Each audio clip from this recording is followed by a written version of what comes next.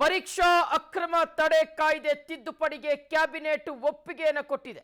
2024ರ ಸಾರ್ವಜನಿಕ ಪರೀಕ್ಷೆಗಳ ಕಾಯ್ದೆಗೆ ಮಹತ್ವದ ತಿದ್ದುಪಡಿಯನ್ನು ತರಲು ಕೇಂದ್ರ ಸರ್ಕಾರ ಮುಂದಾಗಿದೆ. ವೀಕ್ಷಕರೇ, ಪರೀಕ್ಷಾ ಅಕ್ರಮ ತಡೆ ಕಾಯ್ದೆ ತಿದ್ದುಪಡಿಗೆ ಕ್ಯಾಬಿನೆಟ್ ಒಪ್ಪಿಗೆಯನ್ನು ಸೂಚನೆ ಮಾಡಿದೆ. 2024ರ ಸಾರ್ವಜನಿಕ ಪರೀಕ್ಷೆಗಳ ಕಾಯ್ದೆಗೆ ಮಹತ್ವದ ತಿದ್ದುಪಡಿಗೆ ಮುಂದಾಗಿದೆ ಕೇಂದ್ರ ಸರ್ಕಾರ.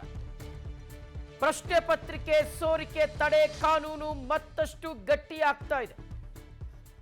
ಗೃಹ ಸಚಿವ ಅಮಿತ್ ಶಾ ಅವರು ಕ್ಯಾಬಿನೆಟ್ಗೆ ಮಾಹಿತಿಯನ್ನು ಕೊಟ್ಟಿದ್ದಾರೆ.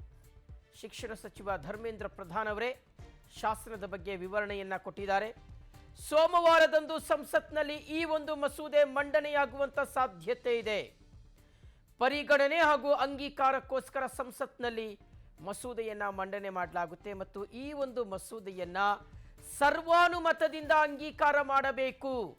ನೋಡಿ, ಈಗ ಬೇರೆ ಬೇರೆ ಬೇರೆ ಬೇರೆ ಮಸೂದೆಗಳನ್ನು ನೀವು ವಿರೋಧ ಮಾಡಬಹುದು ಪ್ರತಿಪಕ್ಷಗಳು, ಆದರೆ ಈ ಮಸೂದೆಯನ್ನ ಎಲ್ಲರೂ ಖುದ್ದು ಹಾಜರಿದ್ದು ಅಧಿವೇಶನದ ಕಲಾಪದಲ್ಲಿ ಮಂಡನೆ ಆದ ತಕ್ಷಣ ಚರ್ಚೆ ಆದ ಮೇಲೆ ಎಲ್ಲರೂ ಅಂಗೀಕಾರ ಮಾಡಲಿಕ್ಕೆ ಅವಕಾಶವನ್ನು ಮಾಡಿಕೊಡಬೇಕು.